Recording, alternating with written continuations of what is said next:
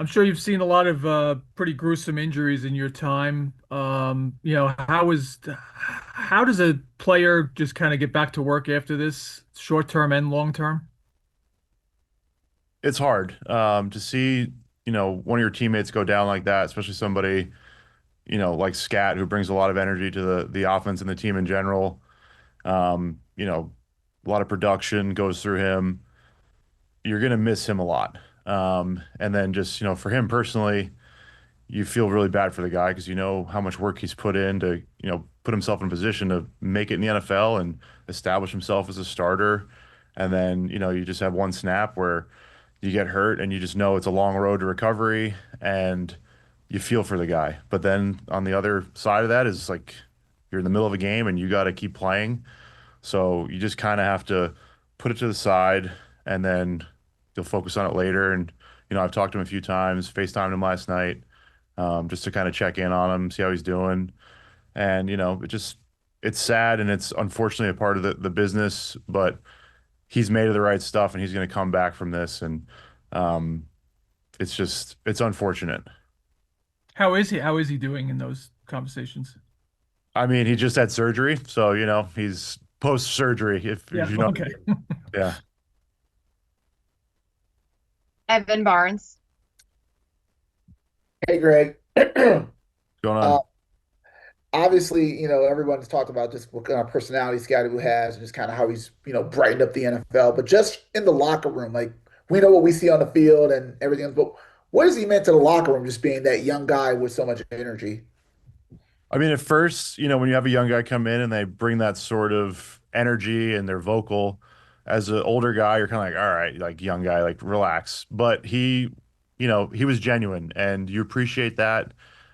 He works hard and it's contagious. So, you know, he won guys over quick just with his work ethic and how he approaches the game of football is like, I guess, refreshing in a way where it doesn't have to be all scheme and this and that. Sometimes you just run somebody over and that's good enough. And, we're going to miss that, but he's not gone. He's just not playing. You know what I mean? So he'll still be around when he's back and all that. So we're excited, for him to get on the road to recovery and just be around the team again.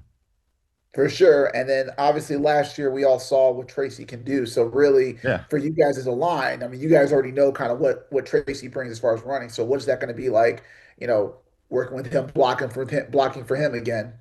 Yeah, I mean Tracy and Motor too. Like we have two really good Yeah, backs to step yeah. up and kind of, you know, replicate what Scat brought to our offense, in tandem right there. So Tracy's a really good football player. He kind of got sidelined with an injury earlier in the season. So we're just excited for him to get back kind of to form and, kind of build on what he did last year because I think he's a better player this year than he was last year. He's a rookie last year and he's a second year guy. He's seen a lot of stuff. He's getting more comfortable in his role. So it'll be good for him to get back out there. I think he's anxious to kind of show like, you know, he's still a good running back. Thanks, Rick. Yep. Ryan Dunleavy. Hey, Greg, thanks for doing this. What's up, Ryan from the car? How you doing? Good, Greg from Long Island. I appreciate it. Yeah. Yeah. What did you guys have any issue with the tackle Bond made? I know there's some people who think that was a hip drop tackle, which are illegal. Did you guys have any issue with that as a team? I honestly didn't notice it. And it's not something you really want to look at in film. Yeah. But on the field, I don't know. I was more focused on, I saw what his foot looked like when he got Mhm. up. So I didn't really remember the tackle part of it. Gotcha. And then you guys are 2-6, which you've been last year here, and they've been, and you've been out with the Jets. Like, what does this feel any different? Maybe because of any reason, and I don't want to put it all on the rookie quarterback, but that's the one I'm going to suggest. Like, just because of his development and how quickly, that how quickly a young quarterback can turn things around, or does it feel similar to other seasons where you guys are in this spot and have to dig yourselves out of it? Yeah, I think with Jackson, we're in every game. And, yesterday with the Eagles, we just weren't really productive on first and second down. And We were playing catch up a lot of the game, like down in distance and then chasing the score a little bit. So, it never felt like it was over. It just, we were in it and then we weren't. And then going forward, like we have tough opponents. Yeah, everybody's got tough opponents. It's the NFL. But Jackson gives us his chance to win every game. That's why he was drafted where he was drafted, when he was drafted. And that's why he's starting right now in his rookie year. So we believe in him and we know, you know, the, no one's got an easy road and we've dug ourselves a hole. But like, this is the league. So there's a lot of football left to be played. And it's going to be, a dogfight every week. And that's kind of the culture I think that we've established here is like we don't care. We'll score 30 points and try and win. We'll score 10 points and try and win. We're just trying to win. And he gives us the best, opportunity to do that. And then the last thing I wanted to ask you about was Burns. He's having a really good season. I think if I'm not mistaken, you were teammates with him in Carolina. Yeah. I feel like, Greg, and please tell me if I'm wrong, but I feel like young players make the most jumps, like first year to second year to third year. I feel like I don't often see guys in their seventh, eighth year become super, like much better players, but it feels like maybe he's gone to another level this year. What have you seen in Burns' development, maybe just last year to this year, or even if you want to go back to Carolina? Yeah, I think it's fair to say that in general, players make jumps first, second, and third year, fourth year, contract year, stuff like that.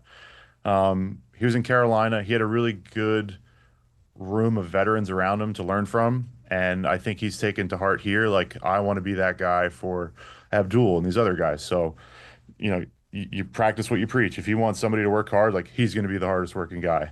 And I also think Brian and everybody else benefits a lot from having Dex in the middle of our defense, who gets a lot of attention. So, whereas maybe in the past in Carolina, you're going to chip Brian and you're going to slide to Brian, but now it's like, okay, well, if you do that, then you leave Dex one-on-one with somebody inside. So I think that, Dex might not have the stats to back up how dominant he is, but like, make no mistake about it, like, teams focus a lot on him and that frees up the guys around him to make plays.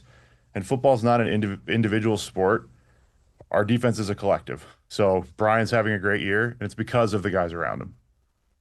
Thank you. Appreciate you. We'll take one more. Paul Schwartz. Hey, Greg. Hey, Paul. Good. Hey, No video. yes. There it is. Yes, you got it. Not in the car. Not in the car. No. There we go. What is it like? You blocked for a lot of different, your job was to block, pass block, run block.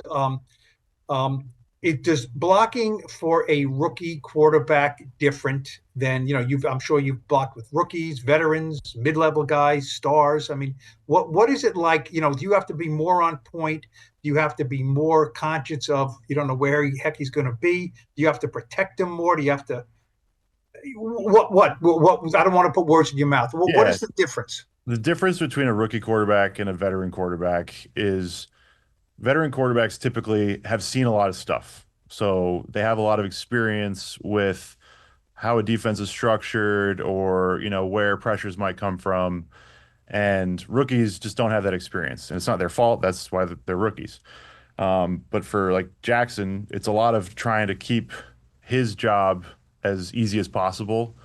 And, that's just where the O-line kind of tries to help him out during the week with like, hey, like if you see this, like we're thinking this. And it's a lot of just puts more on the communication side of things where it's like, we're going to try and do this and, not to get too specific, but it's a little different, but he's like, I've been super impressed with Jackson. Like from training camp to now, just the growth that he's made and like the leader that he is.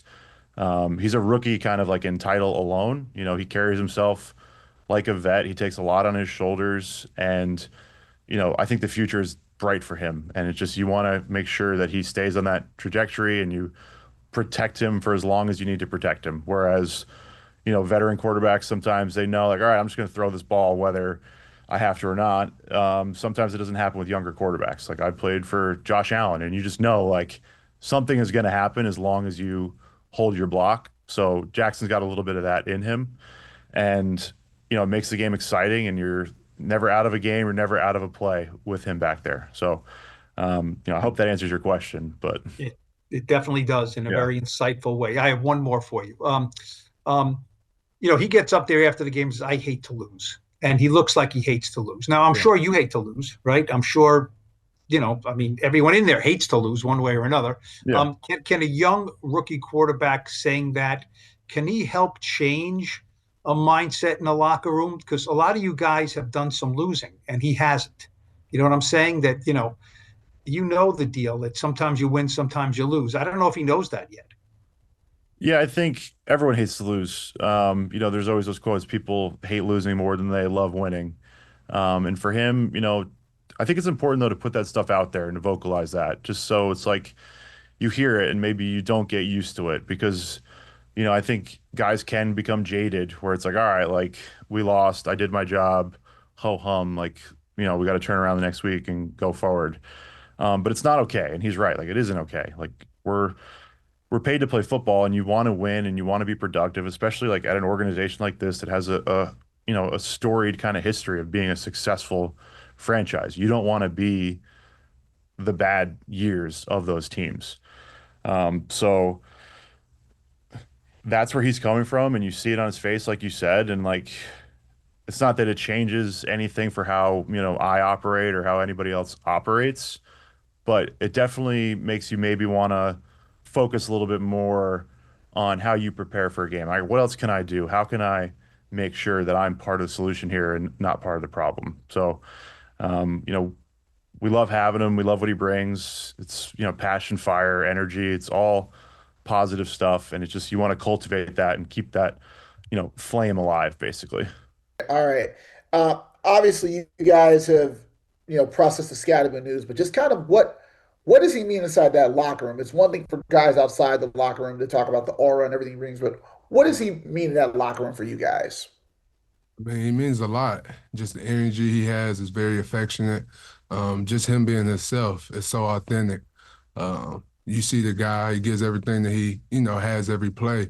And it's hard not to not love a guy like that when you're working so hard for something and you see a guy put in the work and get the results from what he's doing. Awesome, man. And then obviously you guys have talked about how stopping the run is such a priority. Dexter told us that last week. When you see teams constantly run on you guys, what does that do for y'all as a defense to try to say, man, we got to get this right? Or what are those conversations like when a team like the Eagles runs on you the way that they did? Um, One is disheartening because how much we want to stop the run, how much of an emphasis it is. But I mean, the biggest thing is, I mean, Shane said it better, best, I would say. We got to do the simple things better. And that's what it comes down to. The fundamentals, the filling our gaps, getting off blocks, the simple things. And once you do those things, you can, take care and eliminate those big runs or those explosive runs and things of that nature. Thanks. So Jordan Renan. Hey, Notch, what's up, man? what's good with Big Dog? Not much. To build on that for a second, I mean, I was just looking at some of the numbers, like overall, like running out wide left, like 9 yards a carry, running over like the right tackle, close to 10 yards a carry. A lot of the stuff seems to be coming to the outside, to the edges. What are the talking points for you guys to make sure that that doesn't happen? The biggest thing is just fits. We have to know our fits throughout every personnel, 11, 12, 13, Excel, whatever it is. Know where you fit, know where your next guy is so you know where to deploy. Because it's 11-man football, you're depending on somebody else to do your job so you can do your job well. So just everybody being where they need to be and then make the plays that come to you. And how frustrating is that for you? Because you're in the middle most of the time, right? And they're kind of running it away from you guys, like, and you're still having success. What's that like for you guys? It's frustrating because you want to do as much as you can to, help others and help guys, but it's like I have to farm my ground first before I come over and overlap and help. So it's one of those things you just have to be more attentive to detail and just, let guys know when they mess up, hey, I need you right here in this spot, but we're gonna shake that off and we're gonna get it back. Ryan Dunleavy.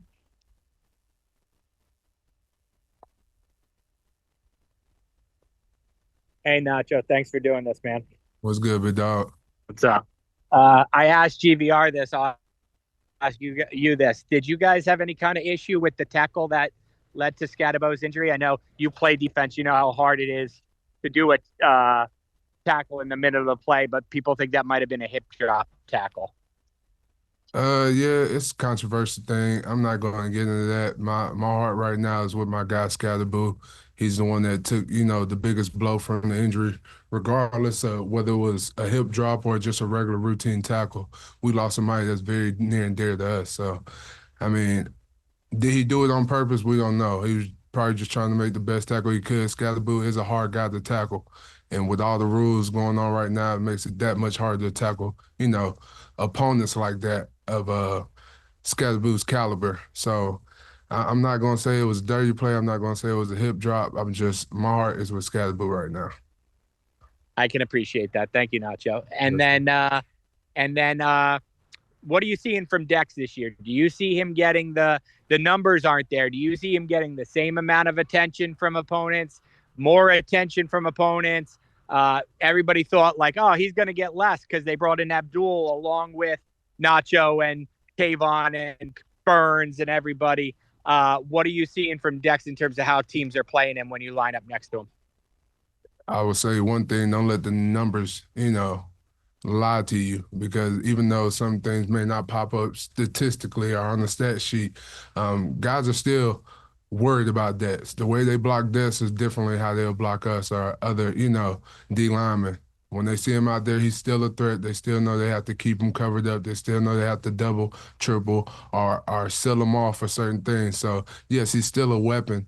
And there's a lot of things that Des does well and does very on a high level that helps other people become open or get free. Thanks, Nacho. Appreciate you. Yes, sir. We have time for one more if there is one. Oh, then, Maddie, I'll ask again. I was going to ask you, Nacho, about Burns. What have you seen from him in terms of taking his game to the next level from last year to this year? Because he's already got 10 sacks. He can make a defensive player of the year argument, probably. What have you seen from Burns this year? I'm not even gonna lie to you. I've said it from the time we started in OTAs. I've complimented him every day. I'm like, bro, I love your approach on this year. I love your attention to detail. I love how much you're putting into your craft. And you were seeing it in every rep. Every rep he wanted to win. Every rep he wanted to dominate. And went into training camp, he was doing the same thing. And it's all coming together. And to see a guy have multiple sack games, it's lovely. And I always tell him, like, hey, bro, you trying to get that defense player of the year, huh? Come on now. Let's get this all pro and get this Pro Bowl and do what you need to do. And so it's nice. I'm not even going to lie to you.